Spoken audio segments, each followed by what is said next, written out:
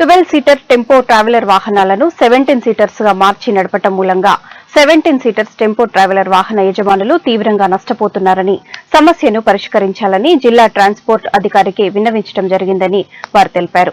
హన్మకొండ చింతగట్టులోని జిల్లా ట్రాన్స్పోర్ట్ అధికారికి 17 seater tempo traveller వాహన యజమానులు కలిసి వినతి పత్రం అందజేశారు. కార్యక్రమంలో G Madhu, K Srivareddy, Chinthakinda Ranjith, Chinthakinda Satish, Shyamala Venkat, K Suresh పాల్గొన్నారు.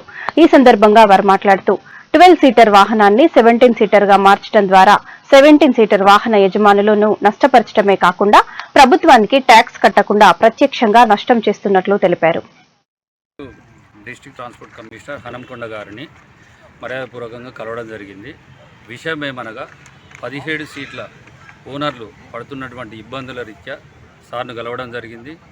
12 సీట్ల వెహికల్లో బెర్తులేసి 16 మందిని ఎక్కువ మొత్తంలో 13 మంది నుంచి 16 మంది వరకు 17 మంది వరకు ప్రయాణికులను తరలించడం ద్వారా మాకు 17 సీట్ల వాళ్లకు కలుగుతున్నటువంటి ఇబ్బందుల ద్వారా తెలియజేయడం జరిగింది.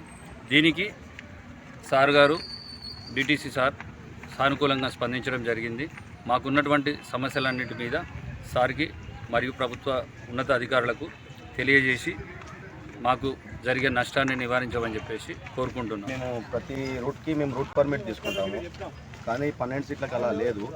కానీ మేము రూట్ పర్మిట్ తీసుకొని మేము 17 సీట్లలో తీసుకుపోవాల్సిన కస్టమర్లను వాళ్ళు 12 సీట్లలో తీసుకుపోయి అలాగా ఒక ప్రత్యక్షంగానే మన ప్రభుత్వానికి నష్టము.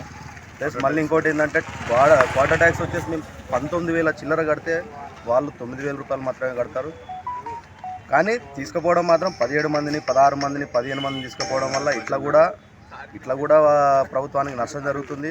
మరి అలాగే ప్రజలకు కూడా హానికరమే. ఇది పరిమితిని మించి వాళ్ళు తీసుకుపోయి రేపు ఏమన్నా అయినా కూడా వెహికల్ ఓనర్కి కానీ పోయిన కస్టమర్ కానీ ఒక పావులో కూడా ఇన్సూరెన్స్ నుంచి వాళ్ళకు కూడా వర్తించదు. దీని మీద మేము సార్ని చర్యలు తీసుకోమని అడిగాము. సార్ దానికి సానుకూలంగా స్పందించి ఖచ్చితంగా దీని మీద మేము చర్యలు తీసుకుంటామని చెప్పారు.